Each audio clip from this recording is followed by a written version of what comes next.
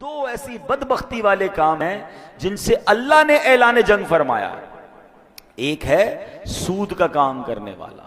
ہاں، اس کے قریب بھی نہ جائیے گا. کبھی کتنا بڑا نفع کیوں نہ نظر آ جائے، کبھی کتنی بڑی مجبوری کیوں نہ آ جائے، سود پر کام مت کیجئے گا، کیونکہ اس سے رب نے جنگ کا اعلان فرمایا ہے. دیکھیں، دو قسم کے لوگوں کی لڑائی ہوتی ہے. دو مضبوط لڑتے ہیں، ہم کہتے ہیں پتہ نہیں کون جیت جائے، دونوں ہی تگڑے ہیں. ایک کمزور اور ایک مضبوط ہو تو بندہ کہتا ہے یار لگتا تو یہی ہے مضبوط جیتے گا، مگر کیا پتہ کمزور آج اپنا کوئی داؤ لگا لے. لیکن اللہ سے جب جس کی جنگ ہے اس میں تو 100% یقین ہے نا کہ سامنے والے نے بربادی ہونا ہے.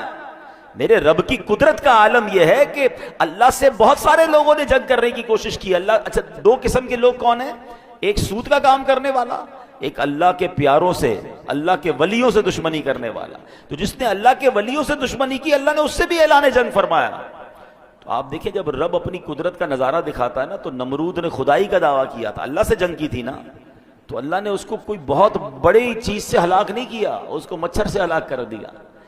میرا رب وہ ہے کہ جب وہ چاہے تو اللہ اکبر، پرندے چھوٹے چھوٹے ابابیل جن کے قدموں میں چھوٹے چھوٹے کنکر ہوں، ان سے ہاتھیوں کے لشکر کے پرخچے اڑا دیتا ہے. تو اللہ سے کبھی جنگ نہ کیجیے گا. بخاری شریف کی حدیث سنیں، حدیث قدسی ہے. اللہ فرماتا ہے من عادى لی ولیا فقد آذنتہ بالحرب، یعنی جو میرے کسی دوست سے دشمنی کرے میں اسے اعلان جنگ دیتا ہوں. تو کبھی بھی اللہ والوں سے نہیں لڑنا. اچھا، اب سود تو بڑا کلیئر ہے نا کہ بھئی کاروبار میں ہے یا کسی کو قرض دیتے ہوئے کوئی سود لے رہا ہوتا ہے، سود کما رہا ہوتا ہے، وہ تو فوراً چھوڑ دیں. لیکن اللہ کے ولی سے، اللہ کے پیاروں سے دشمنی، یہ تھوڑا سا ٹپیکل معاملہ ہے، کیونکہ ہمیں کیا پتہ اللہ کا کون کون پیارا ہے. بہت سارے پیارے تو مزارات میں چلے گئے، مگر کیا اب اللہ کے پیارے اس دنیا میں نہیں ہیں؟ کیا اولیاء کرام نہیں ہیں؟ اللہ اکبر. یہ یاد رکھنا ہوگا کہ اللہ نے اپنے ولیوں کو اپنے بندوں میں چھپا کے رکھا ہے.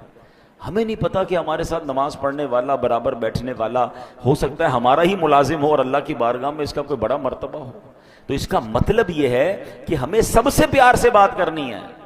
بلکہ حدیثوں میں تو ایسے الفاظ ملتے ہیں کہ کچھ لوگ ہوتے ہیں جن کے پرا گندہ بال ہوتے ہیں، میلے کچیلے کپڑے ہوتے ہیں، جن کو کوئی اپنی محفل میں نہیں بلاتا، وہ نہ آئے تو کوئی نوٹس نہیں کرتا، مگر اللہ کی بارگاہ میں ان کا وہ مقام ہوتا ہے کہ اگر وہ قسم اٹھا لیں کسی بات پر تو اللہ ان کی قسم کو پورا فرما دیتا ہے.